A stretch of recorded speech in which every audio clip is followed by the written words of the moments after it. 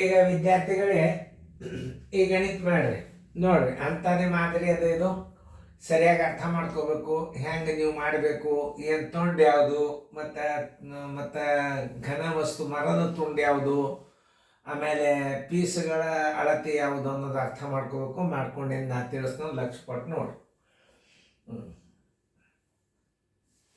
Okay ನೋಡ್ರಿ, ತುಂಡುಗಳ ಸಂಖ್ಯೆ ಬರೋಬ್ಬರಿ ಎಲ್ಲರೂ ಬೋರ್ಡ್ ಕಡೆ ನೋಡ್ರಿ, ಅಂದ್ರೆ ತಿಳಿತದ. ತುಂಡುಗಳ ಸಂಖ್ಯೆ ಬರೋಬ್ಬರಿ, ತುಂಡುಗಳ ಸಂಖ್ಯೆ ಬರೋಬ್ಬರಿ ಮರದ ತುಂಡಿನ ಘನಫಲ, ಮರದ ತುಂಡಿನ ಘನಫಲ, ತುಂಡಿನ ಘನಫಲ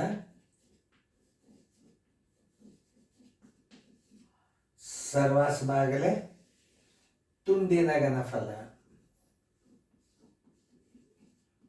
ತುಂಡಿನ ಘನಫಲ. ತುಂಡಿನ ಘನಫಲದ ಭುಜದಳತೆ ಕೊಟ್ಟನು, ಆಯತಾಕಾರದನು, ವರ್ಗಾಕಾರದನು. ನೋಡ್ರಿ 8 ಮೀಟರ್ ಅದ, ಇದು 5 ಮೀಟರ್ ಅದ, 80 ಸೆಂಟಿಮೀಟರ್. ಇವುಗಳ ಮಾನಗಳನ್ನು ನೀವೆಲ್ಲದು ಸೆಂಟಿಮೀಟರ್ದಾಗೆ ಮಾಡ್ಕೋಬೇಕು. 20 ಸೆಂಟಿಮೀಟರ್ ಭುಜವಿರುವ ಅಂತಂದ್ರೆ ತುಂಡಿನ ಅಳತೆ ಏನದ, ವರ್ಗಾಕಾರ ಘನಾಕೃತಿ ಅದ. ಅವಾಗ ನಾವು ಹೆಂಗೆ ಹಚ್ಕೋಬೇಕು ಅನ್ನೋದು 8 ಮೀಟರ್ ಇದ್ದದ್ದನ್ನು ಸೆಂಟಿಮೀಟರ್ ಮಾಡ್ಕೊರಿ.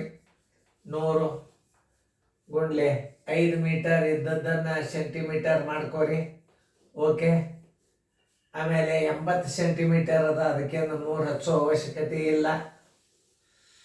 ತುಂಡಿನ ಪೀಸ್ ಭುಜದಳತೆ 20 ಸೆಂಟಿಮೀಟರ್ ಅಂತಾನಂದ್ರೆ ನೀವು 20 ಇಟ್ಕೊಳ್ಳೋದ್ರೆ ಅಂದ್ರೆ ಭಾಗಿಸಿದ್ರೆ ತಪ್ಪಾಗ್ತದೆ. ಅವಾಗ ನೀವೇನು ಮಾಡಬೇಕು, 20 ಗುಂಡ್ಲೆ 20 ಗುಂಡ್ಲೆ 20 3 ಸಲ ಇಟ್ಟು ಅದನ್ನು ಭಾಗಿಸಿದ್ರೆ ನಿಮಗೆ ತುಂಡುಗಳ ಸಂಖ್ಯೆ ಬರ್ತವೆ.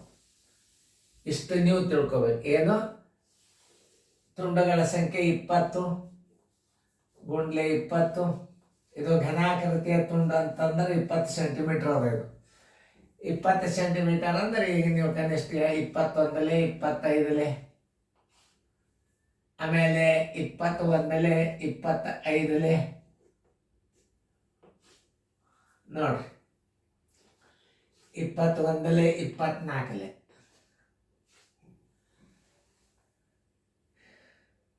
ಹೋಯ್ತು. 21 25 21 25 21 24 ನೋಡ್ರಿ. 5 25 25 125 125 ಇಲ್ಲಿ ಇಡ್ರಿ. ಬರೀ 5ಗಳೇ ಗುಣಾಕಾರ ಮಾಡ್ಕೊಂಡು 5 1 5 5 5 25 25 125 8 4 32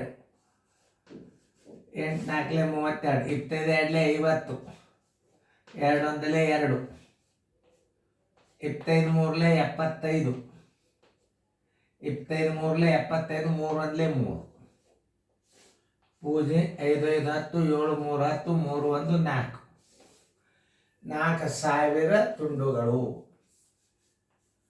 4000 ತುಂಡುಗಳು. ಇನ್ನು ಒಟ್ಟೆ ಲೆಕ್ಕ ತಪ್ಪಬಾರ್ದು ನೀವು. ನಿಮಗೆ ಇಂಥ ಮಾದರಿನೇ ಬೀಳುತ್ತಿರ್ತಾವೆ ಉತ್ತರ, ನೆನ್ಪಿಟ್ಕೋರಿ. 4000 ತುಂಡುಗಳು ಉತ್ತರ ಸಂಖ್ಯೆ ಬಿ. ನೀವೆಲ್ಲರೂ ಮಾಡಿದ್ರಿ ಅಂತ ತಿಳ್ಕೊಂಡು ಮಾಡಿದ್ದು ಕರೆಕ್ಟ್ ಅದನ್ನೆಲ್ಲ ಚೆಕ್ ಮಾಡ್ಕೊರಿ. ಇಂಥ ಗಣಿತಗಳನ್ನು ಮಾಡ್ಲಿಕ್ಕೆ ಕಲಿಬೇಕು ನೀವು. ಚೆಂದಂಗೆ ತಿಳ್ಕೊರಿ. ಘನಾಕೃತಿ ಲೆಕ್ಕಗಳು ಸರಳ, ಆದರೆ ಮಾನಗಳನ್ನು ಹಚ್ಚುವಾಗ ಭಾಳ ಹುಷಾರಲ್ಲಿ ಹಚ್ಕೋಬೇಕು. ಚೆನ್ನಾಗಿ ಬಿಡಿಸ್ಕೊರಿ. ಮುಂದಿನ ಗಣಿತ ಮಾಡಿರಿ.